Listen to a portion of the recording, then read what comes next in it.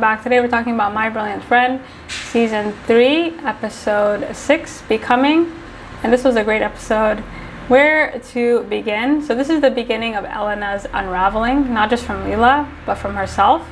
She's frustrated, she doesn't know who to compete with, and her increasing dissatisfaction has less to do with her, but more to do with her ideas about the people around her. And I think this episode was great in setting up Elena's transformation. And I'm enjoying how much more animated she's becoming. You know, like her arms are crossed.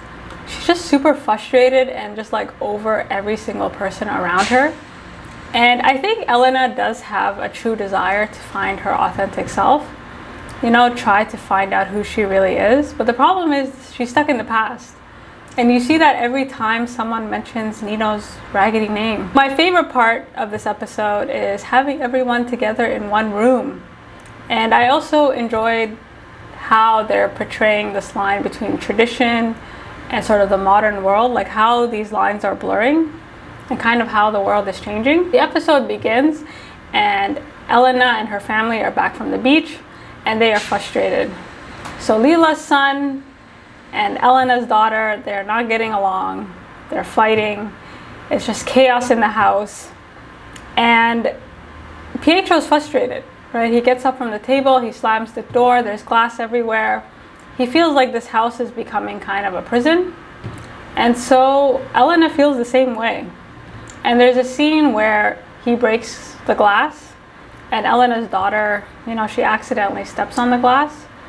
And she asks him, hey, get me the Band-Aid. And he doesn't know where the Band-Aids are, you know. And again, like Pietro and Elena, like Elena is in this house, right? She's responsible for this house. And Pietro has no idea, right, what it's like to be stuck within these four walls all day long with, you know, these screaming kids. And so there's a phone call between Elena and Lila. And Elena was like, you need to come get your kid. You know, he absolutely cannot stay here any longer. And her tone in this conversation, right, she was quite sassy. She had, you know, comebacks left and right. You know, she just was not having it with Lila any which way. So in this conversation, we find out that Lila is working for Mikhail and she's frustrated. And Lila's logic for working for this man is that first she'll make more money. You know, it's an opportunity of a lifetime. And Elena is very disconnected in my view. She doesn't have to worry about money anymore. An opportunity like this does not come along, right? So she has no choice but to take it and try to better her family's life. And so Elena's frustration and her lecturing towards Lila, so she kind of, you know, warns Lila, like, listen, you're being used.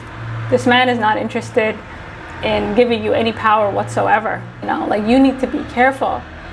And Lila was quite frustrated, and the way she kind of comes at her was brilliant. She uses her own words against her, right? That's why you should be careful what you say. And she's like, Elena, you sure love words, you know, and one of the words you love to use is suddenly. You know, she's like, things don't just happen suddenly. They happen suddenly if you're disconnected or you're a moron.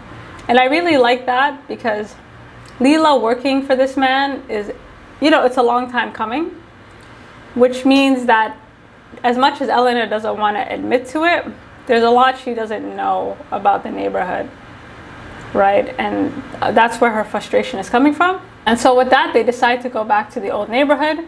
And this should have been a short visit, that's my understanding, but it just turned out to be a long evening. And right from the start, Elena is frustrated, right? They're in the car, they're on their way to the old neighborhood. You know, she takes the wheel because Pietro is driving too slowly. And the way she was driving, you know, like, I know she was trying to get her license, but I don't know if she ever got it or where she got it from. And during that scene, she makes a comment like, well, you can drive like this around here. You know, like, you don't know where you are. Like, you're a tourist, let me take care of you. So they drop Lila's son off, and this scene was quite awkward because Lila doesn't come down to greet them, right? It's Enzo that's there to take Lila's son away. And the first sign that things might not be going that well is when he says, I'll see you later. And Elena's like, what? What do you mean see you later? I don't want to see you again right now. And so she has some anxiety, right? Elena's whole attitude throughout this whole episode was she just wanted to get this over with, right? She wanted in and out, and she was just done. So they go over to their parents' house, and this scene with Elena's parents is interesting. It's great for a lot of reasons. First, she finds out that her whole family has changed, right? Her brothers have gotten these jobs with this family that she doesn't like very much. Elisa, her sister, is now living with Marcello, who we haven't seen in a long time. And the change in Elena's parents is super interesting because, again, we're seeing the whole novel or the whole show through her eyes. And they're presented to us as people that will never change. Like, they're very traditional. They scolded her for not having a wedding at a church. And here they are, perfectly okay with their daughter living with this man, you know, unmarried. And I think Elena makes the comment like, maybe this is okay in Florence or Milan, but not the old neighborhood, you know. And her parents essentially scold Elena and said, listen, because you did whatever you wanted, your sister did the same. But it's really interesting to say because Elena's really frustrated at this development because she didn't see it coming. And there seems to be a theme of this throughout this episode, like a lot of things she just doesn't see coming.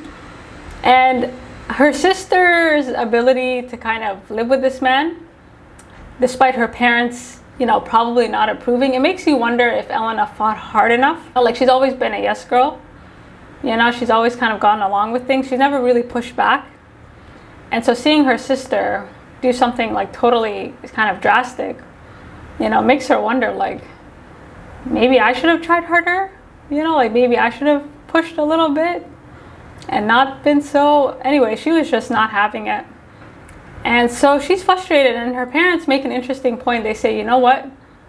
At least your sister doesn't treat her husband the way you treat Pietro. And I was like, no way, you know, like, and the treatment of Pietro is something I'll come back to. So Elena's frustrated and she wants to see her sister right away. And she literally leaves her husband and, you know, alone in this house. Again, this was supposed to be a short trip. And she kind of lectures him. She says, listen, you don't know who these people are. They're super dangerous. You know, this is not something you can handle. Just stay here with the kids. And she leaves. And the thing about Pietro is interesting because she describes him as boring. And again, I haven't read the books. But as he's portrayed to us in the show, he seems like a decent person. You know, like maybe he's a bad husband in that he is not that attentive, right? He doesn't read her book. Like, he doesn't really pay attention to her. Like, he's not really a partner in that sense.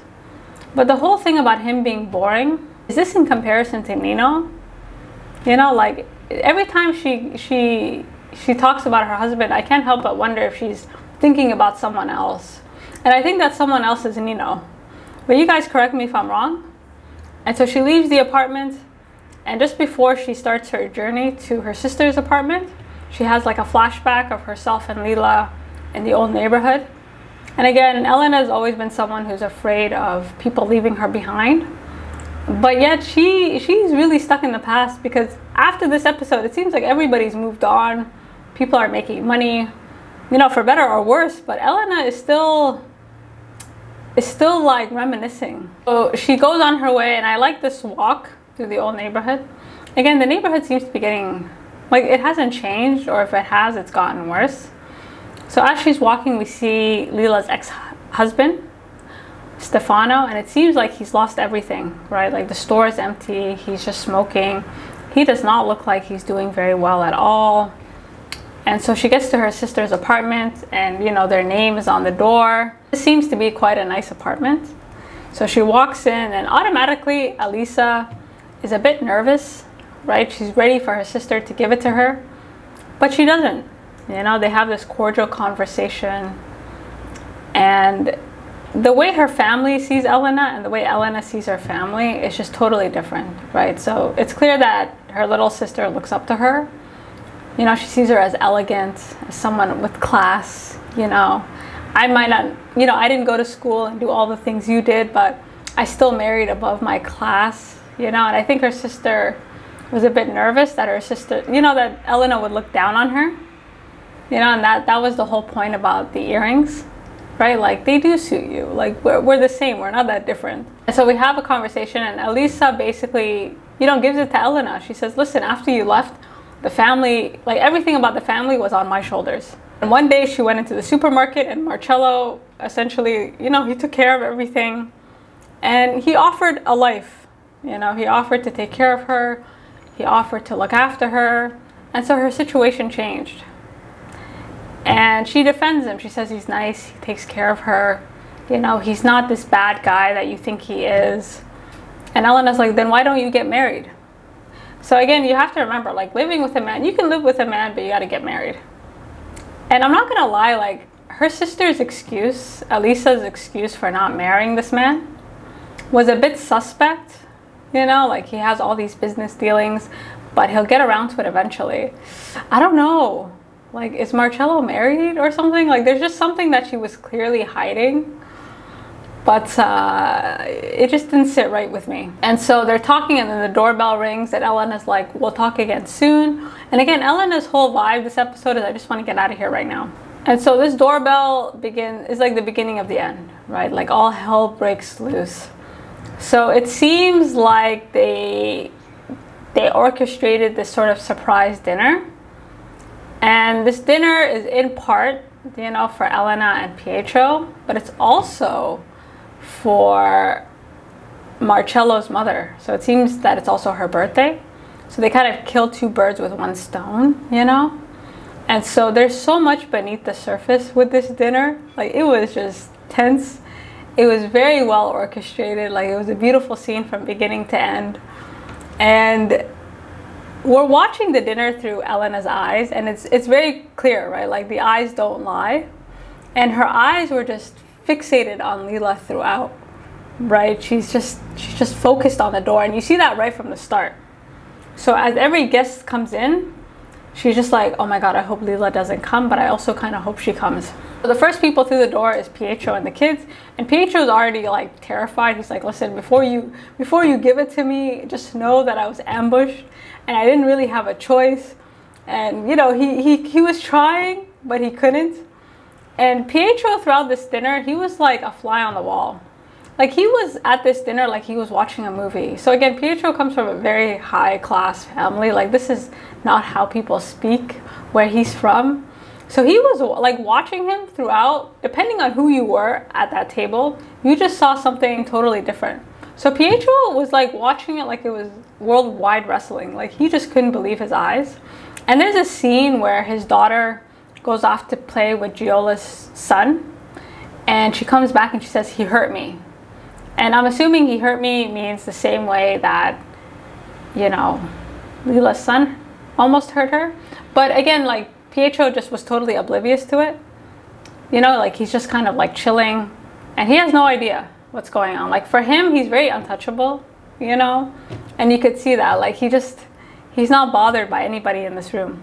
So the first guest to arrive was Giola and her son. And she was just, her vibe really surprised me, right? Because I thought she'd be more docile, you know, like more kind of, you know, the helpless housewife. Instead, she came in quite aggressive. It seems like she's at a breaking point. You know, even her makeup was quite disheveled, like either somebody's been hitting her or there was just something off about her face. And at one point, she greets Pietro and she says, sit down, nobody here gets up for a lady. And that sort of honesty carries out throughout this conversation, or throughout this whole dinner scene. You know, the more people are coming in, you could tell Elena was just so uncomfortable. You know, like, she wasn't even trying to hide her discomfort. And it gets to a boiling point when the Soleros walk in and she realizes they're staying the night. And, you know, there's so much unsaid, right? Like, Marcello walks in and he says, it's settled. And Elena just gives Pietro the death stare, right? She's like, what's settled? What do you mean it's settled? And again, like, she's really reading into things. And, you know, Pietro is trying to say, listen, it's done, it's okay. And I was surprised, you know, Elena didn't even pretend to want to stay, right? She's like, we cannot stay here. We have to go. Like, it was just clear she didn't want to be there at all. And that was quite rude, right? Like, especially you're at your sister's house. Like, she wasn't even going through the motions. And so, sadly for Elena, she had no choice but to kind of let it be. And then our guest of honor arrives, Lila, and, you know, they can all stay seated. So again, this dinner was either entertaining or just a nightmare, depending on the person you asked. So throughout this dinner, the one thing that was clear was that Elena's eyes were fixated on Lila. Like, she was just staring at her.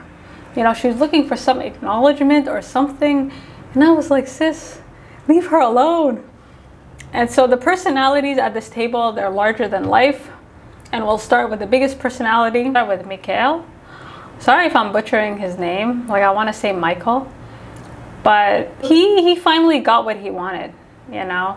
And throughout this dinner, he is just making himself known. Like, he is the man of the house.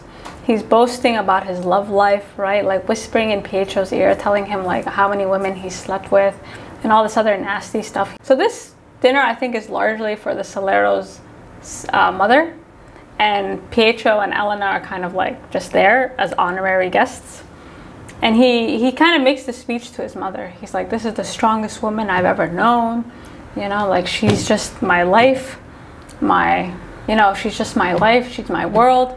And the only person that can compare is Lila. And he compares Lila to pearls and diamonds, as if to suggest, like, finally I made her an offer she couldn't refuse, and I own her now. You know, like, pearls and diamonds are things you own. They're not things, this is not a partnership, right? So that was quite disturbing to me. And he also announces the fact that his new business will be where Bruno's old factory is. And again, it suggests that times are changing.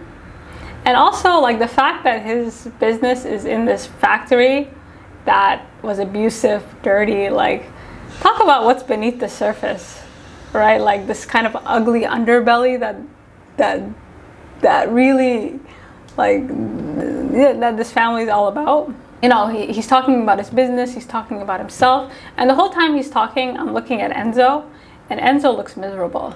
Like, Enzo just looks like he's about to lose his girl.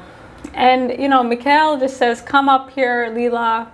And watching her come up was really interesting because, you know, she comes up and she automatically, like, you know, humbles him. She says, listen, I only finished the 5th grade, right? Like, let's not get too excited, you know. And I find it interesting, like, Lila's newfound passion for IT and Elena's total indifference to it. Like, maybe someone can add some context. Like, Lila in IT, I don't think is something that Elena understands. Like, it doesn't fit the Lila that she has in her head, which is probably why she doesn't ask her too much about it, you know. At one point, they're sitting at dinner and Lila is she's talking to Pietro, and she's about to, you know, she wants to talk about her business with someone, right? But then the whole thing gets cut off, and it gets cut off because her sister has a surprise for her. And her surprise is that, you know, again, Elisa has been living a good life, or seemingly good life, and she hands her sister a copy of her book in German. So it seems like her book has been translated. And this is quite devastating for Elena because here's something else she doesn't know. You know, she didn't know her book was being translated. She's just looking at her sister like, great. Well, as she's looking through the book, you know, everybody wants to look at it, but Giola has it. And Giola's speech, you know, she basically was like, congratulations, Elena, on being the bigger person and, you know, making your way without having to steal somebody else's man. I mean, talk about famous last words. And Gio, again, her attitude really surprised me throughout this dinner. Like, she gets up, she leaves, like, you know, she is just not having it. You know, so I imagine their relationship behind closed doors is a disaster. So we get to the post-dinner scene, and what Pietro says immediately, like, he says, where have we ended up? I thought that was perfect. You know, he's sitting in bed and he's looking at his wife like, where have we ended up? Like, where are we? Like, are we okay? Like, one of us is on the moon, you know? And again, Pietro's like, either you're crazy or I'm crazy. And Elena throughout, like, she kept scolding him. Once again, like, I've never seen a man so scolded as I have Pietro. You know, she's like, you did this, you're weak, And I'm like, sis, let the man live. Like, just let him be. And Pietro being Pietro, he's like, okay, well, here's my review of the dinner. And I really enjoyed hearing his thoughts because they were dead on. He basically says, you know, everybody is more or less who they are, except for these brothers and Lila. So the brothers he describes as common crooks, but they're likable. You know, they're likable, they're personable, but they're total crooks. And he said Lila is the one that disturbed him the most. And his sort of breakdown of Lila was perfect because he basically says, yes, she's smart, yes, she's intelligent, but it seems like her intelligence kind of creates this tension, you know, and this tension is just so obvious that he doesn't understand how they were able to maintain their friendship for so long. So his conclusion is like, okay, well, either you guys carefully conceal secrets from one another, or there's something else going on. So he's not sure if Lila's sort of intelligence, you know, is causing this tension, like it's about Lila, or it has to do with the people around her. And his whole thing is like, listen, either I don't know Lila or I don't know you. And the answer to that question is he doesn't know Elena, right? Because that whole thing is perfect, because it's like, one of you guys is off and I don't know which one it is. And to be honest, Pietro's review was perfect. Like, you guys let me know what you think. And Elena's defense of Lila was so messed up, because the first thing she says is, okay, great, he recognized her intelligence right away. And so Elena, like, first she's kind of annoyed that he was able to see that she was smart. And then he says it's because she's smart that he has to find something wrong with her. Like Elena has this impulse to defend Lila, but it's like, from what? And this sort of like tension, it just seeps, like, it's so deep, right? And it's been deep since the beginning of the season. And you can see that in this dream sequence. I didn't even know it was a dream. Like, I love these dream sequences because you don't know what's real and what's fake. And so she has a dream of Lila sitting in a chair reading her book in German. And of course, Lila speaks German. And, you know, I think Lila says, I understand things better than you. And Elena has this inferiority complex when it comes to Lila. Like, she's convinced she knows everything about everything. Like, she wants to know exactly what she knows, so she knows what she's competing with. But it's like, why do you care? And, you know, then they start fighting. Like, Elena starts the fight, right? She's like, you ripped Antonio's book. I'm coming for you. And they start fighting. And I knew it was a dream when Lila started eating the papers. But it was just such a nice transition. And it seems like Elena harbors a lot of hard feelings for Lila. But these hard feelings have less to do with Lila and more to do with herself. And I like this sort of transition from the dream to reality when Elena's in the car. So she's in the car and they're on their way to the factory. And I think it suggests that these dark thoughts, like, they're going to come out. They're going to manifest themselves somehow. But the question is how. Near the end of the episode, with this tour of this factory. So during dinner, the brothers basically agreed to give Pietro and Elena a tour of their new facilities. And, you know, Marcello is something else, right? He's like, you know, they have many businesses. They seem to be doing very well financially. And he's like, you know, I'm more communist than the communists. You know, I'm a revolutionary. Like, the world is one big place now. Why does it matter who's where, who's what? Like, you know, we're all part of one big corrupt family, essentially. And so they get into the factory, and Elena's response is always to look for Lila, right? Like, where is Lila? And we see that Lila is a boss, and she's kind of like yelling at her employees. Like, she's a very strict boss, we'll say. And so they decide to go for a walk. And this conversation between Lila and Elena, like, Lila is so relaxed. She seems very unbothered. Whereas Elena has her hands crossed, like, she's ready for a fight. I was like, sis, like, it's all good. And Lila gives her review of Elena's life. She says, listen, Pietro's a nice guy. He's very intelligent. He seems well-mannered. You know, like, I don't really have any issues with him. And Lila has undergone a very dramatic transformation, right? She entered the neighborhood in complete shame.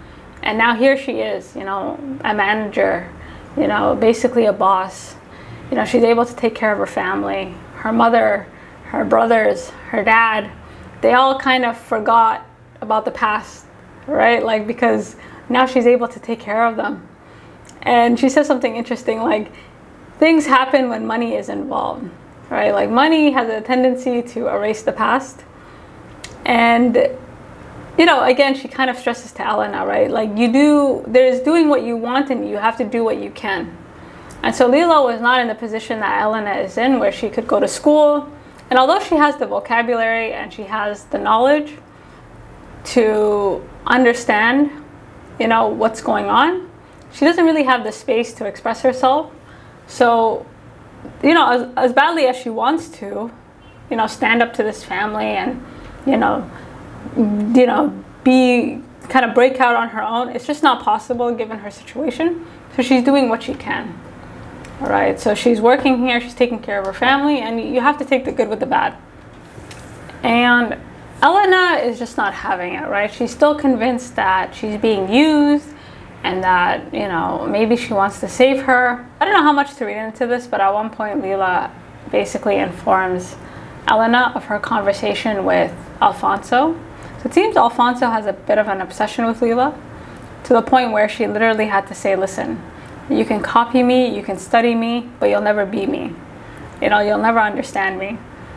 And Elena was so frustrated, right? Because, you know, like, she could tell whatever she was saying about Alfonso applied to her as well. And then things kind of built up, right? Like, Lila is kind of done beating around the bush, and she asks Elena, how are you doing? You know, and things just explode. And Lila, a lot of what Lila said was on point, right? She says, listen, you're out of touch and you shouldn't speak on what you don't understand. So Elena, again, is under the assumption that Lila doesn't know what she's doing by going to business with these people. And Lila is like, you're so out of touch that you don't even know what you're saying anymore. So Lila, I think at some point was done beating around the bush, and she asks Elena, like, hey, how are you doing? And Elena just gives it to her. She says, listen, you're being used and I don't care what you have to say. And Lila's like, well, if you want to go there, we can. And Lila's whole thing is like, first of all, Elena, you're out of touch and you're out of line. Okay, you don't know what it's like here anymore. And I think Elena, whether or not she wants to admit to it, is out of touch. You know, like, she is in a different class now. It's not even about money. Like, her class is totally different now. So she is out of touch, whether or not she wants to. Like, regardless of how hard she tries to stay in touch, she's out of touch. And, you know, Lila kind of makes the point of saying, like, listen, be quiet. You know, like, you don't know what you're saying. And at some point, the word Nino comes up, right? So she finds out that Nino is married to this really rich woman and he's doing super well. And the way Elena's ears perk up, you know, was super disturbing to me, because, again, I haven't read the books, but the fact that she's still lusting after Nino, it's like she won't be happy until she's with him. You know, that's the vibe I'm getting. Like, everything is in comparison to Nino. So of course everybody's boring, everybody's like not interesting next to Nino, right? And this fear she has of Lila and Nino getting together and becoming some sort of super couple is so far from the truth, right? Like, it's like, no, why would that happen? You know, and I don't know why she's looking for something to compete with. Like, she wants to win against Lila in some way, and then she wants Lila to acknowledge that she's winning. Like, there's some type of competition that only Elena is aware of. So by the end of the episode, you know, she has this awakening, right? She has this awakening. She hugs Lila and she says, you know what, whatever's going on has less to do with her and has more to do with me. And I like this sort of, you know, monologue at the end about becoming, right? She's always wanted to become something, but the question is what? And her becoming has been in Lila's wake, right? Like, she doesn't know how to be without Lila, right? Without somebody guiding her or watching over her. And she kind of comes to the conclusion that whatever she's becoming, she has to do that for herself. And she has to detach this identity, you know, like the identity, she has to sort of detach herself from Lila in terms of her identity, right? Like, she has to find a way to kind of separate the two and stop putting so much burden on Lila or like all these external circumstances for, you know, her becoming, right? Her becoming whatever it is she's supposed to become. So the episode ended optimistically for me. I don't know. Like, I hope it doesn't go like left. But again, like, Elena is just, you know, it's like you could tell like things are just boiling, and she's ready to make a decision, and she's gonna transform. The question is, will it be for the better or for the worse? Anyways, you guys let me know what you think.